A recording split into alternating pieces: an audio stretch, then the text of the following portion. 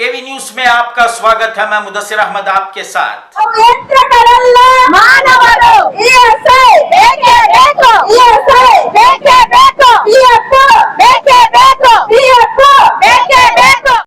अखिल Karnataka domestic workers trade union के महिला सदस्य आज अपनी मांगों को पूरा करवाने का प्रस्ताव मैसूरू डीसी के रूबरू करवाने के लिए रास्तों पर उतर आए।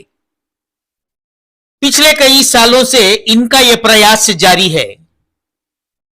कर्नाटक के दूसरे भागों से भी महिलाओं ने इस संघर्ष में भाग लिया और डीसी ऑफिस पर तहसीलदार के सामने अपना प्रस्ताव रखा।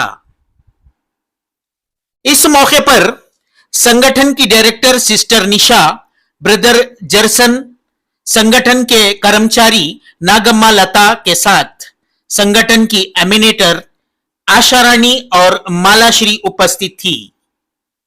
आइए देखते हैं डीसी ऑफिस से केवी न्यूज की एक्सक्लूसिव रिपोर्ट।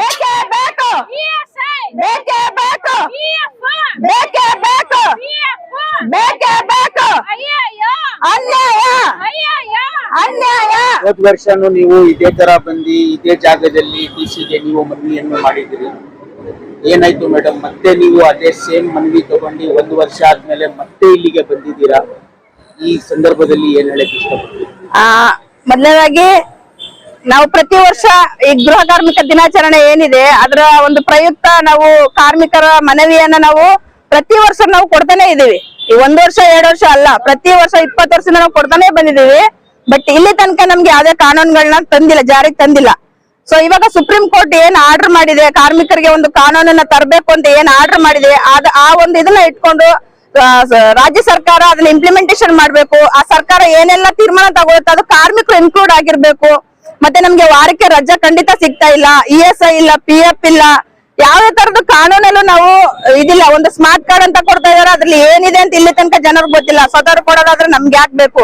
ನಮ್ಗೆ ಸ್ಕೀಮ್ ಆಗಿ ಬೇಡ, ನಮ್ದು ಯೋಜನೆ ನಮ್ದು ಪ್ರತಿಯೊಬ್ಬರು ಒಂದ್ ಸರ್ಕಾರ ಬಂದಾಗ ಒಂದ್ ಸರ್ಕಾರ ಬರುತ್ತೆ ಹೋಗುತ್ತೆ, ಆ ಯೋಜನೆ ಆ ಸರ್ಕಾರ ಬಂದಾಗ ಅಷ್ಟೇ ಇರುತ್ತೆ. ಅದಕ್ಕೆ ನಮ್ಗೆ ಪರ್ಮನೆಂಟ್ ಸೊಲ್ಯೂಷನ್ ನ ಕೊಡ್ಬೇಕಾಗತ್ತೆ. ಈಗ ಏನ್ ಸುಪ್ರೀಂ ಚೇಂಜ್ ಆಗಿದ್ರೆ ಅದು ಯೋಜನೆ ಕ್ಯಾನ್ಸಲ್. ಹೌದೌದು, ಸರ್ಕಾರ ಚೇಂಜ್ ಆಯ್ತಂದ್ರೆ ಪ್ರತಿ ಸರಿನೂ ಇದು ಚೇಂಜ್ ಆಗ್ತಾನೆ ಹೋಗ್ತಾ ಇದೆ. ಸೊ ಹಾಗಾಗಿ ನಾವು ಸುಪ್ರೀಂ ಕೋರ್ಟ್ ಏನ್ ಆರ್ಡರ್ ಮಾಡಿದೆ ಅದ್ರ ಮುಖಾಂತರ ನಮ್ಗೆ ಸರ್ಕಾರ ಕಾನೂನ್ನ ತರಬೇಕು. ಪರ್ಮನೆಂಟ್ ಸೊಲ್ಯೂಷನ್ ಹುಡುಕ್ಬೇಕಂದ್ರೆ ನಾವು ಒಂದೊಂದು ಲೆಕ್ಕದ ಪ್ರಕಾರ 40 ಲಕ್ಷ 50 ಲಕ್ಷ ವರ್ಕರ್ಸ್ ಇದೀವಿ ಅಂತ ಹೇಳ್ತಾರೆ. ಆದ್ರೆ ಇಲ್ಲಿ ತನಕ ನಮ್ದು ವರ್ಕರ್ಸ್ ಗಾಗಿ ಯಾವ್ದೆಲ್ಲ ಕಾನೂನ್ನ ತರ್ತಾ ಇಲ್ಲ. ಈಗ ಸ್ಮಾಲ್ ವರ್ಕರ್ಸ್ ಏನಿದ್ದಾರೆ ಅವ್ರಿಗೆಲ್ಲ ಕಾನೂನ್ನ ಬೇಗ ಮಾಡ್ತಾರೆ. ಗಿಗ್ ವರ್ಕರ್ಸ್ ಇರ್ಬೋದು, ಆಟೋ ಡ್ರೈವರ್ಸ್ ಇದೆಲ್ಲ ಇರ್ಬೋದು, ಅವ್ರಿಗೆಲ್ಲ ಬೇಗ ಮಾಡ್ತಾರೆ. ನಾವು 20 ವರ್ಷದಿಂದ ಹೋರಾಟ ಮಾಡ್ತೇವೆ ಹೊರತು ಇಲ್ಲಿ ತನಕ ಯಾವ್ದೇ ಕಾನೂನುಗಳನ್ನ ತರ್ತಾ ಇಲ್ಲ. ಸೊ ಹಾಗಾಗಿ ಜನವರಿ ಮಂತ್ ಅಲ್ಲಿ 6 ಮಂತ್ ಟೈಮ್ ಕೊಟ್ಟಿದ್ದಾರೆ. ಅದು ಆಲ್ರೆಡಿ ಈ ತಿಂಗಳು ಇದು ಮುಗ್ದಿದೆ. ಸೊ ಇಲ್ಲಿ ತನಕ ಒಂದು ಏನಾಗಿದೆ ಇಲ್ಲಿ ತನಕ ಅಂತ ನಮ್ಗೆ ಗೊತ್ತಿಲ್ಲ. ಯಾಕಂದ್ರೆ ಅದ್ರಲ್ಲಿ ಇಲಾಖೆಯವ್ರನ್ನ ಯಾರನ್ನೂ ಸೇರ್ಸೇ ಇಲ್ಲ. ಇದು ಸಂಬಂಧ ಪಡೆದಂತ ಬೇರೆ ಇಲಾಖೆಗಳು ಇದ್ರಲ್ಲಿ ಇರೋದ್ರಿಂದ ಸೊ ನಾವು ನಮ್ಮ ಕೂಗನ್ನ ಹೋರಾಟದ ಮುಖಾಂತರ ತಲುಪಿಸಿ ಆ ಒಂದು ಇಲಾಖೆಗಳಿಗೆ ತಲುಪಿಸ್ಬೇಕು ಅನ್ನೋದು ನಮ್ಮ ಮನೆ ಕೆಲಸ ಮಾಡೋರದ ಉದ್ದೇಶ ಆಗಿದೆ. ಸೊ ಸುಪ್ರೀಂ ಕೋರ್ಟ್ ಏನ್ ಗೈಡ್ಲೈನ್ಸ್ ಕೊಟ್ಟಿದೆ ಅದ್ರ ಪ್ರಕಾರ ಸರ್ಕಾರ ನಡ್ಕೊಂಡು ಆ ಸರ್ಕಾರ ಏನೆಲ್ಲ ಯೋಜನೆಗಳನ್ನ ಮಾಡ್ತದನ್ನ ಕಾರ್ಮಿಕರನ್ನ ಕೂರಿಸ್ಕೊಂಡು ಚರ್ಚೆ ಮಾಡಿ ಆಮೇಲೆ ಕಾನೂನ ಕೋರ್ಟ್ಗೆ ಒಪ್ಪಿಸ್ಬೇಕು ಅಂತ ನಾವು ಎಲ್ಲರ ಮಾತ್ರ ಮನೆ 12 ಗಂಟೆ ಕೊಟ್ಟಿದ್ರು. ಯಾಕಂದ್ರೆ ನಾವು ಈಗ ಅಲ್ಲಿಂದ ಜಾಥಾ ಬಂದಿರೋದ್ರಿಂದ ಇವಾಗ DC ಅವ್ರು ಬರ್ತಾ ಇದಾರೆ. ನಾವ್ ಇವಾಗ ನಮ್ಮ ಮೆಮೊರಾಂಡಮ್ ತಲುಪಿಸ್ತೇವೆ.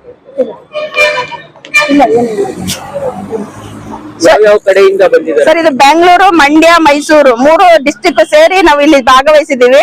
ಸೊ ಇವಾಗ ಕೆಲಸದ ಇರೋದ್ರಿಂದ ಕೆಲಸ ಬಿಟ್ಟು ಯಾರು ರಜಾ ಕೊಡ್ತಾ ಇಲ್ಲ. ವರ್ಕರ್ಸ್ ನ ಕರಿಬೇಕು ಅಂದ್ರೆ ರಜಾ ಕೊಡದೇ ಇರೋದ್ರಿಂದ ನಾವು ಯಾರೆಲ್ಲ ಅವಶ್ಯಕವಾಗಿ ಬರ್ಬೇಕು ಅನ್ಸಿದೆ ಅಷ್ಟು ಜನ ನಾವ್ ಇಲ್ಲಿ ಸೇರಿ ಒಂದು ಮನವಿಯನ್ನ ನಾವು ತಲುಪಿಸ್ತಾ ಇದೀವಿ.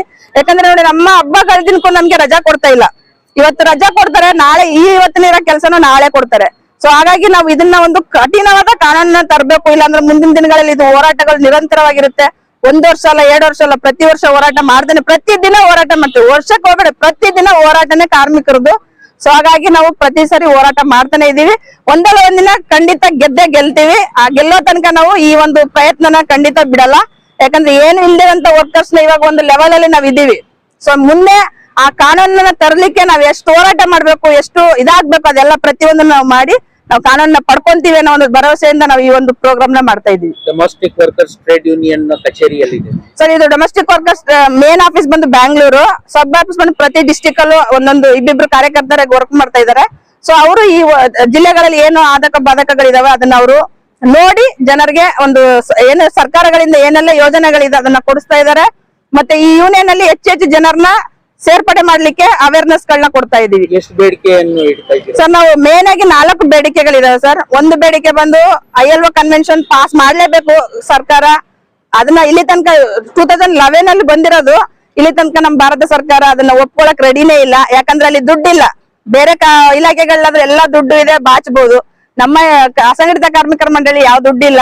ಸೊ ಹಾಗಾಗಿ ಈ ಕಾನೂನು ಯಾಕೆ ತರಬೇಕು ಅನ್ನೋ ಒಂದು ಮನೋಭಾವನೆ ಅವ್ರಿಗೆ ಇರ್ಬೋದು. ಸೊ ಆದ್ರೆ ನಮ್ಮ ಹೋರಾಟ ಹೆಂಗಿರುತ್ತೆ ಅಂತ ಅವ್ರಿಗೆ ಇನ್ನೂ ಗೊತ್ತಿಲ್ಲ. ಯಾಕಂದ್ರೆ ಹೆಣ್ಮಕ್ಳು ಸೇರಿದ್ರೆ ಏನ್ ಬೇಕಾದ್ರೂ ಮಾಡ್ಬೋದು. ಸೊ ಹೆಣ್ಮಕ್ಳು ಸ್ವಲ್ಪ ನಿಧಾನ ಮಾಡ್ತಾ ಇದಾರೆ. ಸೊ ಹಾಗಾಗಿ ನಾವು ಅದನ್ನ ಹೋರಾಟ ಮಾಡ್ತೀವಿ. ಎರಡನೇ ಬೇಡಿಕೆ ಬಂದು ವಸತಿ ಯೋಜನೆ. ವಸತಿ ಯೋಜನೆ ಅಂದ್ರೆ ನಮ್ಗೆ ಮನೆ ಕೆಲಸ ಮಾಡೋರು ವಲಸೆ ಕಾರ್ಮಿಕರು ಜಾಸ್ತಿ ಇದೆ. ಬೇರೆ ಬೇರೆ ಹಳ್ಳಿಗಳಿಂದ ಇಲ್ಲಿ ಬಂದು ಬಾಡಿಗೆ ತಗೊಂಡು ಮನೆ ಕೆಲ್ಸಕ್ಕೆ ಹೋಗ್ತಾ ಇದಾರೆ. ಸೊ ಅಂತವ್ರಿಗೆ ವಸತಿ ಯೋಜನೆ ಕೊಡ್ಬೇಕು ಅಂತಿದೆ. ಮತ್ತೆ ಕನಿಷ್ಠ ವೇತನ ನಮ್ ಸರ್ಕಾರ ಮಾಡಿದೆ. 2004 ಅಲ್ಲೇ ಏನು ಕನಿಷ್ಠ ವೇತನ ಮಾಡಿದ್ದಾರೆ. ಕನಿಷ್ಠ ವೇತನವಾಗೇ ಇದೆ. ಅದನ್ನ ನಾವ್ ಇಲ್ಲಿ ತನಕ ಜಾರಿ ಮಾಡ್ಲಿಕ್ಕೆ ಅಂದ್ರೆ ಹೆಚ್ಚಿಗೆ ಮಾಡ್ಲಿಕ್ಕೆ 100 ರೂಪಾಯಿ 200 ರೂಪಾಯಿ ಭಿಕ್ಷೆ ಆಗ್ತಾ ಇದಾರೆ. ಅದು ನಮಗೆ ಕನಿಷ್ಠ ವೇತನ ಬೇಡ, ನಮ್ಗೆ ಜೀವಿಸುವ ವೇತನ ಬೇಕು. ಪೊಲೀಸ್ ಅವರ ಸಹಕಾರ ಹೆಂಗಿತ್ತು ಮೇಡಮ್? ಇವಾಗ ನೀವು ಖಂಡಿತ ಚೆನ್ನಾಗಿ ಹೆಲ್ಪ್ ಮಾಡಿದಾರೆ ಪೊಲೀಸರು. ಪೊಲೀಸ್ ಇಲಾಖೆಯವ್ರಿಗೊಂದು ಥ್ಯಾಂಕ್ಸ್ ನಮ್ಗೆ. ಯಾಕೆಂತಂದ್ರೆ ನಾವು ಅಲ್ಲಿ ಇಷ್ಟು ದೂರದ ಬರ್ಬೇಕಾದ್ರೆ ಜನರನ್ನ ತಡೆಗಟ್ಟೋದು ರೋಡಲ್ಲೆಲ್ಲ ತುಂಬಾ ಕಷ್ಟ ಆಗುತ್ತೆ. ಸೊ ಆದ್ರೆ ಅವ್ರು ಶಾಂತಿಯುತವಾಗಿ ನಮ್ಮನ್ನ ಇಲ್ಲಿ ತನಕ ಸೇಫ್ ಆಗಿ ಕರ್ಕೊಂಡ್ ಬಂದಿದ್ದಾರೆ. ಅವ್ರಿಗೂ ತುಂಬಾ ಧನ್ಯವಾದಗಳು. Thank you. 65 ವರ್ಷ ವಯಸ್ಸಿನವರು ಆಗಿರುತ್ತಾರೆ.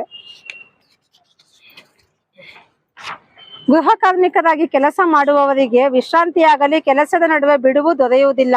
ನಮ್ಮ ಮುಖ್ಯ ಬೇಡಿಕೆಗಳು: ಕಾನೂನಲ್ಲಿ ಸೇರಿಸಬೇಕಾದ ಗೃಹ ಕಾರ್ಮಿಕರ ಬೇಡಿಕೆಗಳು: ಕೆಲಸದ ಸ್ಥಳಗಳಲ್ಲಿ ಲೈಂಗಿಕ ಕಿರುಕುಳ ತಡೆಗಟ್ಟುವಿಕೆ. ಗೃಹ ಕಾರ್ಮಿಕರಿಗೆ ಕೆಲಸದ ಸ್ಥಳಗಳಲ್ಲಿ ಲೈಂಗಿಕ ಕಿರುಕುಳಕ್ಕಾಗಿ ವಿಶೇಷ ಕಾರ್ಯವಿಧಾನವನ್ನು ಹೊಂದಲು ಜಿಲ್ಲಾ ಮಟ್ಟದ ಸಹಾಯವಾಣಿ ಸಮಿತಿಗಳನ್ನು ತೆರೆಯಬೇಕು. ILO 189 ಒಡಂಬಡಿಕೆಯನ್ನು ಭಾರತ ಸರ್ಕಾರ ಅನುಮೋದಿಸಬೇಕು. ESI ಉದ್ಯೋಗಿಗಳ ರಾಜ್ಯ ವಿಮೆ. ಇತರ ಔಪಚಾರಿಕ ವಲಯದ ಉದ್ಯೋಗಿಗಳಂತೆ ಗೃಹ ಕಾರ್ಮಿಕರು ESI ಯೋಜನೆಯಡಿ ಒಳಗೊಳ್ಳಬೇಕು. ಮನೆ ಕೆಲಸದವರ ಆದಾಯ ತೀರಾ ಕಡಿಮೆ ಇದ್ದು ಆರೋಗ್ಯ ಸೌಲಭ್ಯವು ಅವರನ್ನು ಸ್ವಲ್ಪ ಹೊರೆಯಿಂದ ಬಿಡುಗಡೆ ಮಾಡಲು ಸಹಾಯ ಮಾಡುತ್ತದೆ. PF ಭವಿಷ್ಯ ನಿಧಿ ಮತ್ತು ಪಿಂಚಣಿ. ಗೃಹ ಕಾರ್ಮಿಕರು PF ಅಥವಾ PF ಮತ್ತು ಪಿಂಚಣಿ ಒದಗಿಸುವ ಅಂತಹುದೇ ರೀತಿಯ ಯೋಜನೆಗೆ ದಾಖಲಾಗಬೇಕು. ಕನಿಷ್ಠ ವೇತನ ಜಾರಿಯಲ್ಲಿದೆ, ಆದರೆ ಅದನ್ನು ಜೀವನಾಧಾರಿತ ಕೂಲಿ ಕೈಗೆಟುಕುವ ಮಟ್ಟದಲ್ಲಿ ನಿಗದಿಪಡಿಸಬೇಕು. ಸರ್ಕಾರ ಕನಿಷ್ಠ ವೇತನ ಘೋಷಣೆ ಮಾಡಿದ್ದರೂ ಅದು ಜಾರಿಯಲ್ಲಿದೆ ಎಂಬ ಅಂಶದ ಆಧಾರದ ಮೇಲೆ ಅದು ಜನರನ್ನು ತಲುಪುತ್ತಿಲ್ಲ. ಆದ್ದರಿಂದ ಇದನ್ನು ಪರಿಣಾಮಕಾರಿಯಾಗಿ ಕಾರ್ಯಗತಗೊಳಿಸಬೇಕು. ಜಾತಿ ತಾರತಮ್ಯ ತಡೆ. ಅನೇಕ ಬಾರಿ ಮನೆ ಕೆಲಸದವರು ಆಹಾರ ಮತ್ತು ನೀರನ್ನು ಹಂಚಿಕೊಂಡರೆ ಪ್ರತ್ಯೇಕ ತಟ್ಟೆಗಳು ಮತ್ತು ಗಾಜು ಮತ್ತು ಪಾತ್ರೆಗಳನ್ನು ಬಳಸಲು ಕೇಳಲಾಗುತ್ತದೆ. ವಿಶೇಷ ವರ್ಗದ ಮಾಲೀಕರು ಮನೆಗಳಲ್ಲಿ ಕೆಲಸದ ಸ್ಪಷ್ಟ ಪ್ರತ್ಯೇಕತೆಯಿಂದ ಮತ್ತು ಅಂಚಿನಲ್ಲಿರುವ ಜಾತಿಗಳ ಕಾರ್ಮಿಕರಿಗೆ ಮಾತ್ರ ಸ್ವಚ್ಛಗೊಳಿಸುವ ಕೆಲಸವನ್ನು ನೀಡುತ್ತದೆ. ಇದನ್ನು ತಡೆಯಲು ಸರ್ಕಾರ ಒಂದು ಕಾನೂನು ತರಬೇಕು. ಕೆಲಸಗಾರರು ಎಂದು ಗುರುತಿಸುವಿಕೆ. ಗೃಹ ಕಾರ್ಮಿಕರು ಮತ್ತು ಉದ್ಯೋಗದಾತರು ನೋಂದಾಯಿಸಿಕೊಳ್ಳಬೇಕು. ಕಾರ್ಮಿಕರನ್ನು ಗುರುತಿಸುವ ಒಪ್ಪಂದ ಮತ್ತು ಕಾರ್ಮಿಕರ ಅರ್ಹತೆಯ ಇತರ ಷರತ್ತುಗಳು ಇರಬೇಕು. ಗುರುತಿನ ಚೀಟಿ ಇರಬೇಕು. ವಾರ್ಷಿಕ ಬೋನಸ್. ಕಾರ್ಮಿಕರು ಪ್ರತಿ ವರ್ಷ ವಾರ್ಷಿಕ ಬೋನಸ್ ಪಡೆಯಬೇಕು. ಸಂಬಳವು ಈಗಾಗಲೇ ಕಡಿಮೆಯಾಗಿದೆ ಮತ್ತು ಬೋನಸ್ ಮಾತ್ರ ಅವರು ಬಳಸಬಹುದಾದ ಮೊತ್ತವಾಗಿದೆ. ವಲಸೆ ಕಾರ್ಮಿಕರ ಗುರುತಿಸುವಿಕೆ. ಅನೇಕ ವಲಸೆ ಕಾರ್ಮಿಕರನ್ನು ಹೆಚ್ಚಾಗಿ ಅಪ್ರಾಪ್ತ ವಯಸ್ಕರು ಮನೆಗೆಲಸಕ್ಕೆ ಸಾಗಿಸುತ್ತಾರೆ. ಕಾನೂನುಬದ್ಧ ವಯಸ್ಕರಾಗಿದ್ದರೂ ಕಾರ್ಮಿಕರನ್ನು ದೂರಾದ ಸ್ಥಳಗಳಿಂದ ಕಳುಹಿಸಲಾಗುತ್ತದೆ. ಪಿಂಚಣಿ. ವೃದ್ಧಾಪ್ಯದಲ್ಲಿ ಗೃಹ ಕಾರ್ಮಿಕರು ಯಾವುದೇ ಆರ್ಥಿಕ ಬೆಂಬಲವಿಲ್ಲದೆ ಪರಿತಪಿಸುತ್ತಿದ್ದಾರೆ. ವೃದ್ಧಾಪ್ಯದಲ್ಲಿ ಅವರ ಕೊಡುಗೆ ಮತ್ತು ಗೌರವಯುತ ಜೀವನವನ್ನು ಗುರುತಿಸಲು ಪಿಂಚಣಿ ಸೌಲಭ್ಯ ಇರಬೇಕು. ವೇತನ ಸಹಿತ ರಜೆ. ಅನೇಕ ಗೃಹ ಕಾರ್ಮಿಕರು ರಜೆ ತೆಗೆದುಕೊಂಡರೆ ಅವರ ಸಂಬಳವನ್ನು ಕಡಿತಗೊಳಿಸಲಾಗುತ್ತಿದೆ. ಅವರಿಗೆ ಈಗಾಗಲೇ ಕಡಿಮೆ ಸಂಬಳವಿದೆ. ಅವರ ಅನಾರೋಗ್ಯ ರಜೆ ಮತ್ತು ಸಾಂದರ್ಭಿಕ ರಜೆಗಳಂತಹ ಗೌರವಾನ್ವಿತ ವೇತನ ಸಹಿತ ರಜೆ ಪಡೆಯಬೇಕು. ದೂರು ಮತ್ತು ಕುಂದುಕೊರತೆ. ಪರಿಹಾರ ಕಾರ್ಯವಿಧಾನ. ಗೃಹ ಕಾರ್ಮಿಕರಿಗೆ ಕಾನೂನನ್ನು ಜಾರಿಗೊಳಿಸಲು ಸಹಾಯವಾಣಿ ಇದ್ದರೆ ಅದು ಸಹಾಯವಾಗುತ್ತದೆ. ಕಳ್ಳಸಾಗಣೆ. ಚಿಕ್ಕ ವಯಸ್ಸಿನಿಂದಲೂ ಅನೇಕ ಗೃಹ ಕಾರ್ಮಿಕರನ್ನು ಗುತ್ತಿಗೆದಾರರು ಕೆಲಸ ಮಾಡಲು ಕಳ್ಳಸಾಗಣೆ ಮಾಡುತ್ತಾರೆ. ಗುತ್ತಿಗೆದಾರರು ಕಾನೂನಿನಡಿ ನೋಂದಾಯಿಸಬೇಕು. ನೋಟಿಸ್ ನೀಡದೆ ವಜಾ. ಗೃಹ ಕಾರ್ಮಿಕರಿಗೆ ಏಕಾಏಕಿ ಕೆಲಸ ತೆಗೆಯುವ ಮುನ್ನ ನೋಟಿಸ್ ನೀಡಬೇಕು. ಸಾಮಾಜಿಕ ಭದ್ರತೆ ಮಂಡಳಿ. ಗೃಹ ಕಾರ್ಮಿಕರನ್ನು ಕಾರ್ಮಿಕರೆಂದು ಗೌರವಿಸಿ ಪ್ರತ್ಯೇಕ ಕಾರ್ಮಿಕ ಮಂಡಳಿ ಮತ್ತು ಸಾಮಾಜಿಕ ಭದ್ರತೆಯನ್ನು ನೀಡಬೇಕು. ಗೃಹ ಕಾರ್ಮಿಕರಿಗೆ ಸಾಮಾಜಿಕ ಭದ್ರತೆ ಒದಗಿಸಲು ಸಾಮಾಜಿಕ ಭದ್ರತಾ ಮಂಡಳಿ ಇರಬೇಕು. ಮನೆಗೆಲಸಕ್ಕೆ ಪ್ರವೇಶಿಸಲು ಕಾನೂನುಬದ್ಧ ವಯಸ್ಸು. ಅನೇಕ ಬಾರಿ ಮಕ್ಕಳನ್ನು ಮನೆಗೆಲಸಗಾರರನ್ನಾಗಿ ನೇಮಿಸಿಕೊಳ್ಳಲಾಗುತ್ತಿದೆ. ಇದನ್ನು ತಪ್ಪಿಸಲು ಮನೆಗೆಲಸಕ್ಕೆ ಪ್ರವೇಶಿಸಲು ಕಾನೂನುಬದ್ಧ ವಯಸ್ಸನ್ನು ನಿರ್ಧರಿಸಬೇಕು. ಎಲ್ಲ ರೀತಿಯ ಮನೆಗೆಲಸ ಮಾಡುವವರನ್ನು ಕಾರ್ಮಿಕ ಇಲಾಖೆಯಲ್ಲಿ ಕಡ್ಡಾಯವಾಗಿ ನೋಂದಾಯಿಸುವಂತೆ ಕ್ರಮ ಕೈಗೊಳ್ಳಲು ಮನವಿ. ಗೃಹ ಕಾರ್ಮಿಕರ ವಸತಿ ಯೋಜನೆ. ಗೃಹ ಕಾರ್ಮಿಕರು ವಲಸೆ ಮತ್ತು ಸ್ಥಳೀಯ ಕಾರ್ಮಿಕರು ಸ್ವಂತ ಮನೆ ಇಲ್ಲದೆ ಬಾಡಿಗೆ ಮನೆಯಲ್ಲಿ ವಾಸಿಸುತ್ತಿದ್ದಾರೆ. ಅವರಿಗೆ ವಸತಿ ಯೋಜನೆ ಕಲ್ಪಿಸಬೇಕು. ಈ ಎಲ್ಲಾ ಬೇಡಿಕೆಗಳೊಂದಿಗೆ ರಾಷ್ಟ್ರೀಯ ಗೃಹ ಕಾರ್ಮಿಕ ಚಳವಳಿಯು ಗೃಹ ಕಾರ್ಮಿಕರ ಸ್ಥಿತಿ ಮತ್ತು ಎಲ್ಲ ಅಗತ್ಯಗಳನ್ನು ನಿಮ್ಮ ಗಮನಕ್ಕೆ ತರುತ್ತಿದ್ದು ಗೃಹ ಕಾರ್ಮಿಕರು ಎದುರಿಸುತ್ತಿರುವ ಸಮಸ್ಯೆಗಳಿಗೆ ಪರಿಹಾರ ನೀಡಬೇಕೆಂದು ಮನವಿ ಮಾಡಿಕೊಳ್ಳುತ್ತಿದೆ. ದಯವಿಟ್ಟು ಇದನ್ನ ಡಿಸಿ ಗಳಿಗೆ ತಲುಪಿಸಿ. ಯಾಕಂದ್ರೆ ಇದು ಸುಪ್ರೀಂ ಕೋರ್ಟ್ ಆರ್ಡರ್ ಪ್ರತಿಯೊಂದು ಜಿಲ್ಲೆಗಳಲ್ಲೂ ನಾವು ಕೊಡ್ತಾ ಇದೀವಿ. ಸೊ ಈ ಜಿಲ್ಲೆಯವರು ನೀವು ಕೂಡ ಇದನ್ನ ಒಂದು ಸರ್ಕಾರಕ್ಕೆ ಪ್ರೆಷರ್ ಕೊಡ್ಬೇಕು ಅಂತ ನಮ್ಮೆಲ್ಲ ವರ್ಕರ್ಸ್ ಪರವಾಗಿ ನಾವು ನಿಮ್ಗೆ ಇದನ್ನ ತಲುಪ್ತಾ ಇದ್ದೀನಿ. ಖಂಡಿತ ನಿಮ್ಮ ಮನವಿನ ನಾವು ನಮ್ಮ ಮುಖಾಂತರ ಸರ್ಕಾರಕ್ಕೆ ಕಳಿಸ್ಕೊಡ್ತೀವಿ.